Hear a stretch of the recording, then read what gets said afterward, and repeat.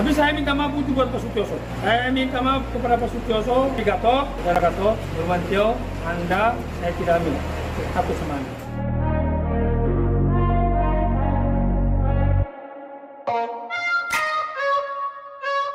Halo Studio Lovers. Publik Indonesia mendadak heboh. Media sosial dipenuhi perbincangan dan spekulasi. Semua bermula dari pernyataan mengejutkan seorang tokoh yang jarang muncul ke permukaan, namun sekali berbicara langsung mengguncang. Dialah Sutioso, mantan Gubernur DKI Jakarta sekaligus jenderal senior yang kenyang pengalaman di dunia militer. Ia melontarkan pernyataan tajam. Ada organisasi masyarakat yang kini lebih menyerupai tentara dibanding tentara itu sendiri. Ia tak menyebut nama, tak memberikan rincian, namun publik seakan tak butuh waktu lama untuk menebak arah kritiknya. Sorotan langsung mengarah pada GRIP, Gerakan Rakyat Indonesia Bersatu Jaya. GRIP bukan ormas sembarangan.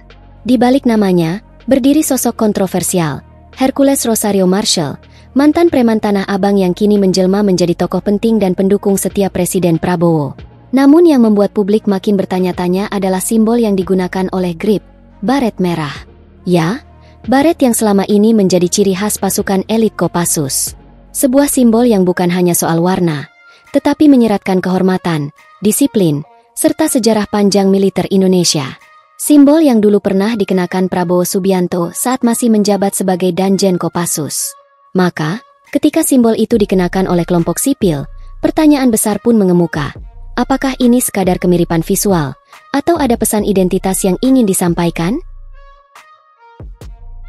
Menariknya, pernyataan Sutioso justru dijawab dengan sindiran keras dari Ketua Umum GRIP, Hercules. Bukannya mundur, ia malah menyerang balik dengan menyebut Sutioso sebagai orang tua bau tanah. Ucapan yang kasar dan menusuk, yang tentu saja semakin memanaskan situasi. Namun, keadaan berbalik tak lama kemudian. Hercules kembali muncul ke publik, kali ini dengan nada berbeda. Ia menyampaikan permintaan maaf, mengaku menghormati dan mengagumi Sutioso. Perubahan sikap ini pun menimbulkan pertanyaan baru.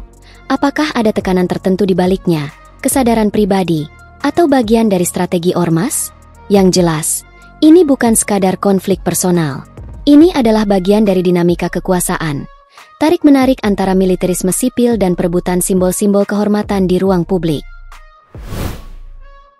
Pernyataan Sutioso bermula dari Forum Purnawirawan TNI untuk Perubahan, sebuah wadah berisi para jenderal senior yang gelisah dengan arah demokrasi Indonesia, terutama menjelang pemilu 2024. Meski sudah tak aktif di pemerintahan, Sutioso tetap menjadi figur berpengaruh. Dalam forum ini, ia bergabung dengan tokoh-tokoh militer yang secara lantang mengkritik pemerintahan Presiden Jokowi. Kritik yang mereka sampaikan tidak main-main, bahkan sampai menyerukan pemakzulan. Mereka menilai Presiden telah menyalahgunakan kekuasaan demi mendorong kemenangan pasangan Prabowo-Gibran. Tak hanya itu, forum ini juga menyoroti bagaimana hukum digunakan sebagai alat politik. Sejumlah tokoh publik disebut mengalami tekanan, intimidasi hukum, bahkan dipaksa mengikuti arah politik tertentu. Praktik semacam ini dianggap mencederai semangat reformasi, melemahkan komitmen pemberantasan korupsi, dan merusak fondasi hukum negara.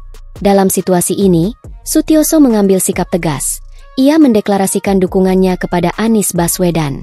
Baginya, Anies adalah harapan baru yang bisa membawa arah berbeda bagi bangsa. Sebuah respons atas kemunduran demokrasi yang menurutnya terjadi dalam 5 tahun terakhir. Ia pun bergabung dengan barisan purnawirawan yang mengusung perubahan politik nasional lewat figur Anies. Salah satu pernyataan Sutioso yang paling menyita perhatian adalah desakannya agar Gibran Rakabuming turun dari jabatan wakil presiden. Ia bahkan secara terbuka mendoakan kesehatan Presiden Prabowo, bukan hanya sebagai bentuk empati, tapi karena kekhawatiran mendalam. Jika terjadi sesuatu pada Prabowo, maka Gibran akan naik sebagai presiden. Menurut Sutioso, hal itu berbahaya. Alasannya sederhana, Gibran masih terlalu muda, belum cukup pengalaman, dan belum siap memimpin negara sebesar Indonesia. Hubungan antara Sutioso dengan Presiden Jokowi dan Prabowo Subianto sendiri penuh dinamika, layaknya panggung drama politik. Dengan Prabowo, ia memiliki kedekatan historis sebagai sesama prajurit Kopassus. Keduanya tumbuh dalam lingkungan militer yang kuat di era Orde Baru. Sutioso dikenal sebagai sosok yang dihormati oleh Prabowo, meski keduanya jarang tampil bersama di publik. Namun dalam ranah politik, Sutioso tak ragu mengambil posisi berbeda, menunjukkan bahwa kedekatan mereka lebih sebagai sesama perwira, bukan karena afiliasi politik. Sementara dengan Jokowi, ceritanya berbeda. Hubungan mereka awalnya harmonis, terutama saat Jokowi mengangkat Sutioso sebagai Kepala Badan Intelijen Negara, BIN, pada 2015. Keputusan itu menunjukkan kepercayaan Presiden terhadap pengalaman dan ketegasan Sutioso. Namun, seiring waktu, hubungan itu mulai renggang. Sutioso semakin vokal mengkritik arah kebijakan Jokowi, terutama terkait politik dan demokrasi. Ia pun bergabung dalam barisan purnawirawan yang mendesak pemakzulan Presiden, dan secara terbuka mendukung Anies Baswedan dalam Pilpres 2024. Dalam menghadapi dua tokoh besar tersebut, Sutioso tampaknya enggan menjadi pengikut. Ia memilih untuk tetap kritis, fleksibel, dan setia pada prinsip, meski harus berseberangan dengan teman lama. Lalu siapa sebenarnya Sutioso? Ia adalah sosok yang tenang namun penuh perhitungan. Bukan sekadar mantan pejabat, tapi figur dengan pengalaman panjang dalam dunia militer dan politik, penuh manuver tajam serta keputusan berani.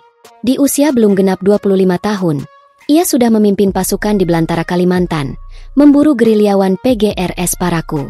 Pengalaman itu bukan hanya mengasah fisiknya, tetapi juga ketajaman membaca konflik, baik yang nyata maupun tersembunyi.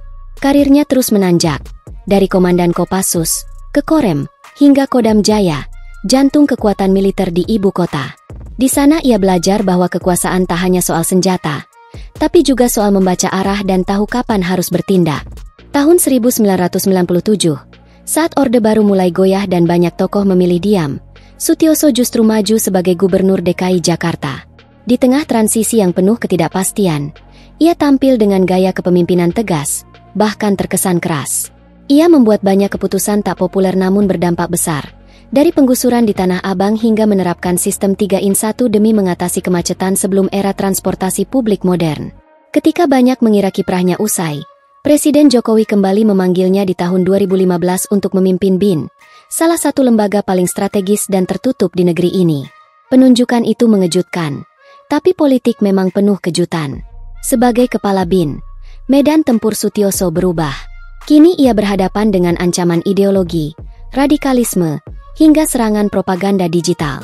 Di masa singkat itu, ia tetap meninggalkan jejak, pendekatan intelijen yang lugas dan berani, di tengah tantangan geopolitik serta ancaman teror yang meningkat.